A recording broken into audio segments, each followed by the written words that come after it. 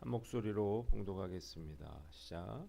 며칠 후에 바울이 바나바더러 말하되 우리가 주의 말씀을 전한 각성으로 다시 가서 형제들이 어떠한가 방문하자 하고 바나바는 마가라 하는 요한도 데리고 가고자 하나 바울은 밤빌리아에서 자기들을 떠나 함께 일하러 가지 아니한 자를 데리고 가는 것이 옳지 않다 하여 서로 심히 다투어 피차 갈랐으니 바나바는 마가를 데리고 배 타고 구브로로 가고 바울은 신라를 택한 후에 형제들에게 주의 은혜에 부탁함을 받고 떠나 수리아와 길리기아로 다니며 교회들을 견고하게 하니라.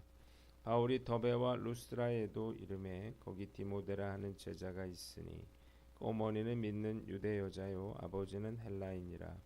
디모데는 루스드라와 이고니온에 있는 형제들에게 칭찬받는 자니 바울이 그를 데리고 떠나고자 할세 그 지역에 있는 유대인으로 말미암아 그를 데려다가 할례를 행하니 이는 그 사람들이 그의 아버지는 헬라인인 줄 다 알미러라. 여러 성으로 다녀갈 때에 예루살렘에 있는 사도와 장로들이 작정한 규례를 그들에게 주어 지키게 하니 여러 교회가 믿음이 더 굳건해지고 수가 날마다 늘어가니라. 성령이 아시아에서 말씀을 전하지 못하게 하시거늘 그들이 부르기아와 갈라디아 땅으로 다녀가 무시아 앞에 이르러 비두니아로 가고자 했으되 예수의 영이 허락하지 아니하시는지라. 무시아를 지나 드로아로 내려갔는데 밤에 환상이 바울에게 보이니 마게도냐 사람 하나가 서서 그에게 청하여 이르되 마게도냐로 건너와서 우리를 도우라 하거늘 바울이 그 환상을 보았을 때 우리가 곧 마게도냐로 떠나기를 힘쓰니 이는 하나님이 저 사람들에게 복음을 전하라고 우리를 부르신 줄로 인정함이러라. 우리가 드로아에서 배로 떠나 사모드라게로 직행하여 이튿날 네아폴리로 가고 거기서 빌립보에 이르니 이는 마게도냐 지방의 첫 성이요 또 로마의 식민지라. 이 성에서 수일을 유하다가 안식일에 우리가 기도할 곳이 있을까 하여 문밖 강가에 나가 거기 앉아서 모인 여자들에게 말하는데 두아디라시에 있는 자세국간 장사로서 하나님을 섬기는 루디아라 하는 한 여자가 말을 듣고 있을 때 주께서 그 마음을 열어 바울의 말을 따르게 하신지라. 그와 그 집이 다 세례를 받고 우리에게 청하여 이르되 만일 나를 주 믿는 자로 알거든 내 집에 들어와 유하라 하고 강권하여 머물게 하니라. 아멘. 자, 오늘은 갈등을 넘어 전파된 복음이라고 하는 제목으로 묵상 나눔하도록 하겠습니다. 오늘 보면 세 부분으로 나눠서 생각해 봅니다. 먼저 36절로 41절인데 39절에 서로 심히 다투어 갈랐으니 바나바는 마가를 데리고 구브로로 가고 그랬습니다. 본문은 바울과 바나바가 이 마가를 선교 여행에 데려가는 문제를 가지고 심하게 다투어서 결국 헤어지고 마는 그러한 사건이 기록이 되어 있습니다. 바나바의 입장은 마가에게 다시 한번 기회를 주자는 것이고 바울은 선교 도중에 힘들다고 한번 도망친 사람을 절대 선교팀에 다시 넣어줄 수 없다고 하는 것입니다. 바울과 바나바가 어떤 사이인가요? 인간적으로 보면 이런 사소한 문제로 절대 헤어질 수 없는 그러한 사이죠. 그들은 지금까지 선교 드림팀을 이루어서 참으로 위대한 사역들을 잘 감당해 왔습니다. 이들을 통해 수많은 사람들이 그리스도께로 돌아왔고 그리고 교회가 세워졌습니다. 바울을 안디옥 교회로 인도한 사람이 바로 바나바였죠. 그리스도인들을 핍박하던 바울을 변증해주고 신원을 보장해주고 보호해준 사람이 또한 바나바였습니다. 함께 수없이 많은 죽음의 위협을 이겨낸 동지이자 든든한 그런 버팀목이었는데 정말 혈연보다도 더 끈끈한 그러한 관계라고 말할 수 있습니다. 그런데 밤빌리아에서 선교 여행 중에 포기하고 돌아간 이 마가를 선교 여행에 동참시키느냐 마느냐의 문제를 가지고 심하게 다투다가 결국 헤어지게 된 것입니다. 한번 따라해 봅시다. 이견이 있을 수 있음을 인정하라.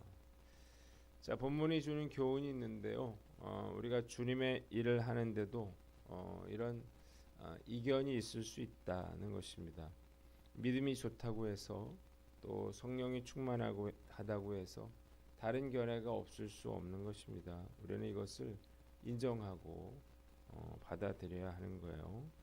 바울과 바나바는 서로 다른 성격의 소유자인 것 같아요. 바울은 급하고 다혈질이었으나 바나바는 온유하고 포용적입니다.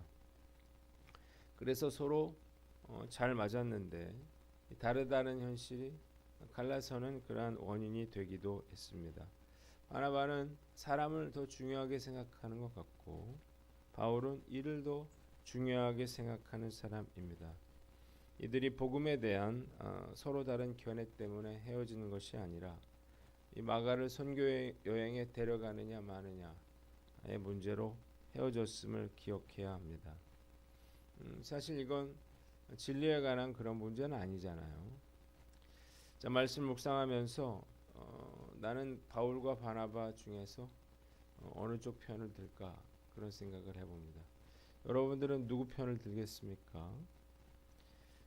저는 바나바보다는 바울의 편을 들어줄 것 같아요. 그러면서 저에게도 역시 이 바나바와 같은 성향도 있어서 마가도 좀 데려가자 이렇게 말을 했을 것도 같아요. 비본질적인 이런 문제로 서로 비판하거나 다툴 필요가 없죠. 이게 틀린 게 아니고요. 사실은 다른 거거든요. 그래서 똑같은 문제를 놓고도 누구나 이런 다른 관점을 가질 수 있는 것입니다.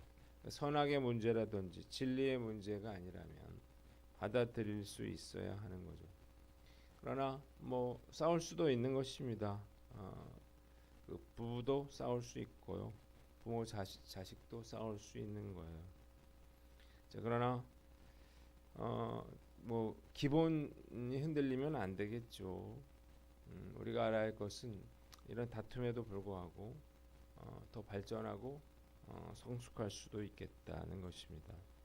라인홀드 리버는 이렇게 기도했습니다. 하나님이여 고칠 수 있는 것에 대해서는 그것을 고칠 수 있는 용기를 주시고 고칠 수 없는 것에 대해서는 그것을 받아들일 수 있는 냉정함을 주십시오. 그리하여 고칠 수 있는 것과 고칠 수 없는 것을 식별하는 지혜를 주십시오. 이렇게 기도를 했다 그래요.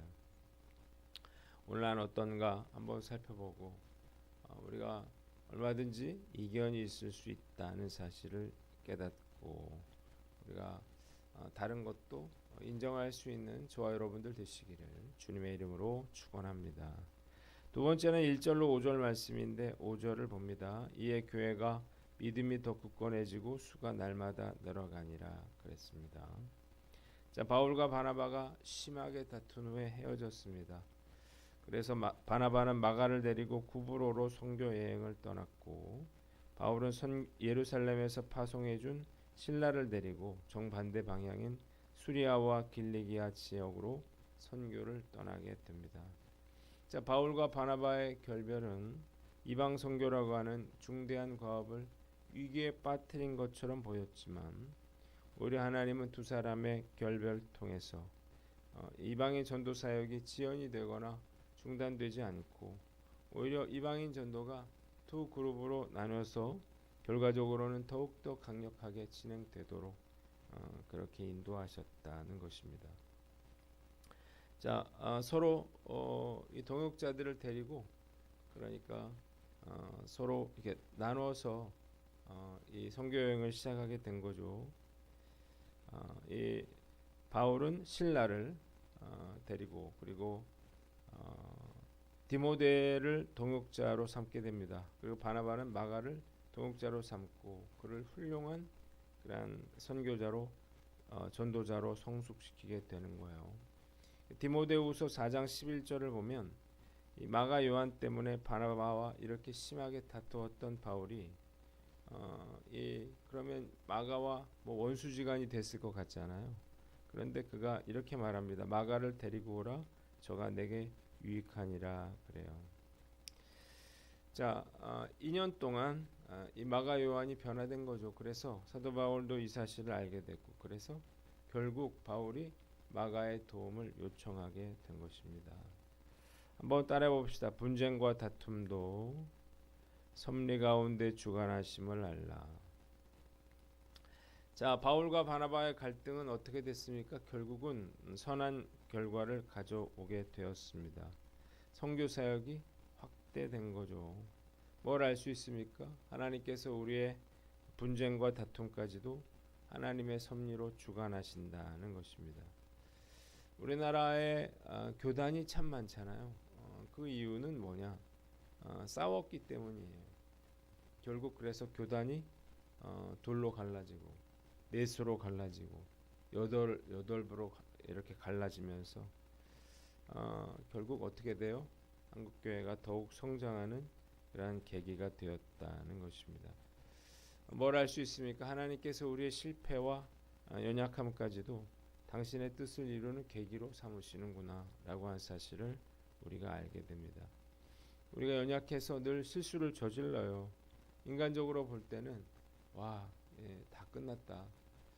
정말 큰 재앙이다. 이렇게 생각될 수 있지만 우리가 하나님의 섭리 가운데 사는 사람들이라 우리의 실수가 오히려 더 큰 하나님의 섭리 가운데 쓰임 받을 수 있는 기회가 될 수도 있는 것입니다. 그래서 우리가 실수를 하든지 또 어떤 실패를 하든지 상관없이요. 언제나 우리가 우리의 믿음의 눈을 열어서 하나님의 선하신 뜻을 기대해야 하는 것입니다. 로마서 8장 28절에 하나님을 사랑하는 자 곧 그 뜻대로 부르심을 입은 자들에게는 모든 것이 합력하여 선을 이루느니라 이렇게 말을 했습니다. 우리에게 닥친 어려운 현실 또 우리가 우리의 잘못과 실수로 인해서 그것으로 끝이 나거나 그것으로 모든 것이 무너지는 것이 아니라 오히려 모든 것이 합력하여 선을 이루게 된다는 사실을 믿고 어떤 상황에서도 주님을 신뢰하며 나아가는 저와 여러분들 되시기를 주님의 이름으로 축원합니다. 마지막으로 6절로 15절 말씀인데 10절을 봅니다. 바울이 환상을 보았을 때 곧 마게도냐로 떠나기를 힘쓰니 그랬습니다. 자, 바울은 원래 무시아에서 비두니아로 가려고 했습니다. 이쪽은 내륙 쪽이에요. 여기서 전도하고 아시아 쪽으로 계속해서 전진하는 것이 바울의 계획이었는데 예수의 영이 이를 허락지 않으셨습니다. 그가 무시아를 지나서 드로아 이르렀을 때 그는 환상을 봅니다. 마게도냐 사람이 나타나서 마게도냐로 건너와서 우리를 도와달라 이렇게 말했던 거죠. 이것이 주님의 뜻이라고 하는 사실을 깨달은 바울은 자신의 계획을 접고 순종해서 바다를 건너게 돼요. 아는 사람도 없고 부르는 사람도 없는 전혀 가본 적이 없는 마게도냐 지방의 빌립보로 가는 거죠. 자, 주님께서 왜 바울을 이 빌립보로 가게 하셨는가? 거기에는 하나님이 예비하신 한 여인이 있었습니다. 바로 루디아라고 하는 자주장사였어요. 자, 그녀가 바울이 복음을 전할 때 복음을 받아들이죠. 그래서 세례를 받게 되는데 바울이 머무를 곳이 없다고 하는 사실을 알고 어디로 데려갑니까? 자기 집으로 데려가는데 이 만남은 유럽 최초의 교회인 빌립보 교회의 시작이 되었습니다. 한번 따라해 봅시다. 어떤 상황에서도 순종하는 사람이 되라. 자, 말씀 묵상하면서 아시아인으로서 참 안타까운 마음이 듭니다. 이 사건이 기독교가 아시아가 아니라 유럽으로 먼저 전해지는 역사적인 그러한 순간이 되기 때문입니다. 만일 사도 바울이 계속해서 아시아 쪽으로 가서 복음을 전했다면 어쩌면 유럽보다 아시아가 먼저 복음화됐을지도 모릅니다. 그러나 하나님의 계획은 그게 아니었습니다. 먼저 유럽을 복음화시키고 그리고 그 뒤에 아시아를 복음화하는 것이었어요. 이 놀라운 일은 바울의 즉각적인 순종으로 이루어졌다는 거예요. 우리가 인생을 살다 보면 하나님께서 길을 막으실 때가 있습니다. 이럴 때는 우리가 아무리 기도해도 길이 열리지 않습니다. 이것은 내가 기도를 안 하고 또 실수를 하거나 죄를 지어서 일어난 일이 아니라 하나님의 뜻이 아니기 때문에 안 되는 것입니다. 그래서 우리가 알아야 될 것은 모든 것이 내 생각과 내 계획대로 되는 것이 축복이 아니라는 사실을 알아야 합니다. 하나님의 생각은 우리의 생각과 다를 수 있다는 사실을 믿으시기를 바랍니다. 그래서 우리가 하나님의 뜻을 깨달았다면 내 생각과 다르다 하더라도 우리가 즉시 내 생각과 계획을 접고 주님의 뜻을 따라야 하는 거죠. 왜냐하면 우리는 나의 계획이 아니라 하나님의 계획을 따라 사는 사람들이기 때문에 그래요. 근데 이게 참 쉽지 않죠. 내 생각과 달라요. 그리고 이해가 안 돼요. 불합리하다고 생각되는 일에 즉각적으로 이렇게 순종하기가 참 어렵거든요. 우리의 삶의 현장에서 직장과 진로와 결혼과 자녀 문제, 돈 문제 이런 상황에 처하게 될 때 과연 내가 원치 않은 일, 내가 불합리하다고 생각하는 일에 과연 우리가 순종할 수 있겠느냐 하는 거죠. 데이빗 왓슨이 쓴 제자도라고 하는 책에서 그는 예수님의 제자가 된다고 하는 것은 그를 믿고 따르며 그의 뜻을 받아들인다는 의미고 내적인 신앙은 외적인 순종을 동반해야 한다 이렇게 말했습니다. 순종이 없다면 제자도도 없다는 거예요. 그래서 순종을 원하시는 부름에 그렇지만 이렇게 망설인다 그러면 우리는 절대로 그리스도의 빛이 어두운 세상을 비추는 것을 보지 못할 것이라는 것입니다. 진리는 냉혹하리만큼 명백합니다. 나를 향한 그리스도의 뜻을 알면서도 순종하지 않는다면 결코 예수님의 제자라고 말할 수 없다는 거예요. 그러니까 제자도에 있어서 절반이라고 하는 개념은 없는 거예요. 전부가 아니면 결국 아무것도 아닌 것입니다. 주님은 우리에게 절대적인 그러한 순종을 기대하고 계십니다. 하나님의 명령이 떨어질 때 우리에게 필요한 것은 이해와 납득이 아니라 즉각적인 순종과 결단이라는 사실을 믿으시기를 바랍니다. 아브라함은 갈 바를 알지 못하고 본토 친척 아비집을 떠나 하나님께서 가라고 하신 그 땅으로 갔습니다. 말씀 묵상하면서 과연 도마처럼 의심이 많은 제가 정말 이해되지 않는 일에 순종할 수 있을까 생각해 봅니다. 자신이 없지만 이게 순종하지 않는다 그러면 결국 하나님의 뜻을 막아서는 그런 일이 되겠죠. 비합리적이고 이해할 수 없고 내키지 않는 일이라도 이것이 주님의 뜻이라고 하는 그런 확신이 있다면 어떤 상황에서도 즉시 순종하시는 저와 여러분들 되시기를 주님의 이름으로 축원합니다. 기도하겠습니다. 하나님 아버지, 우리가 다양성을 인정하고 하나님의 섭리를 믿고 즉각 순종하는 저희들이 되게 하여 주시옵소서.